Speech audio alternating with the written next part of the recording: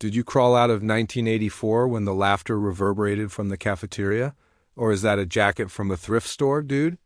Walls that bounce like painful wave miles from table to table. Parker didn't flinch. He never did. At 16, he had learned the hard way to make himself invisible, thin, pale, with a shy voice and sunken shoulders. He had become a frequent target, but today they had a new reason to laugh. His jacket hung awkwardly on his narrow frame, military green, worn down, and frayed sleeves. The name tag above the chest had almost faded to nothing, and a strange red and gold patch was barely hanging on the shoulder. He wore it every Friday, always with the same quiet reverence, and every week someone new made fun of him for it. Betty discovered that item in a dumpster, and someone sneered from behind. Miles remained silent, and his fingers automatically reached up to the patch. The fabric was old, but it meant something more than they knew that morning.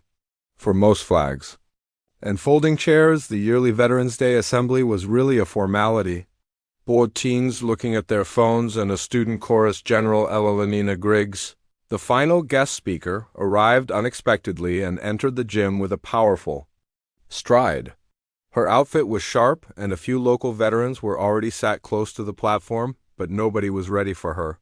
Her medals and 4 stars shining under the gymnasium lights, she was tall and powerful with striking features. Broad shoulders, proud posture, and a naturally curvy build that demanded attention, but gave none. She walked like someone who had been through war and come back stronger. The principal stepped forward to greet her, but she barely noticed. Her eyes were scanning the crowd, and then she stopped, her gaze locked onto Miles. The moment was electric. She began moving through the seated students past teachers and veterans until she stood directly in front of him.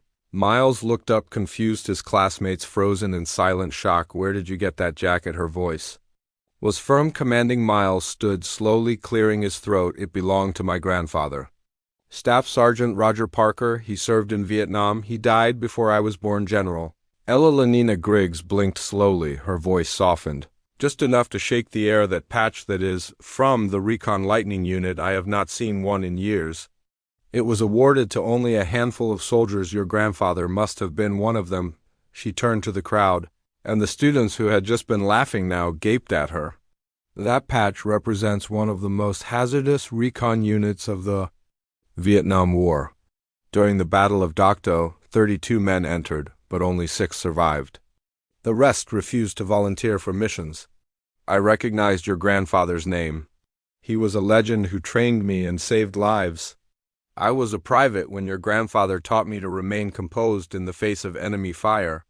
She went on to say that he pulled me from a downed vehicle while it was heavily fired upon and refused to evacuate until everyone else was safe. That man is one of the reasons I became a leader, and that jacket is not fashionable. It is a piece of history. A 4-star general saluting a youngster in a cafeteria. He trembled, but General Elena Griggs did something unexpected. She stood straight, put her palm on her brow, and gave him a salute. He stood as tall as he could and gave him one in reply. As the students gathered around General Elenina Griggs, he leaned in and whispered, "Wear it with pride, Miles. He would be proud of you." The room erupted, first the veterans, then the teachers, and finally the students. The entire gym was filled with cheers, not for the general, but for the quiet boy in the jacket. Nobody made fun of the jacket after that day.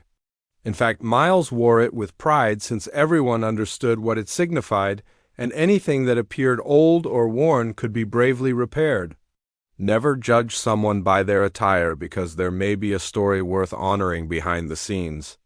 Before we wrap up, please let us know where you are viewing from, whether this story resonated with you, whether you subscribed to the channel, pressed the like button, and left a karma remark below.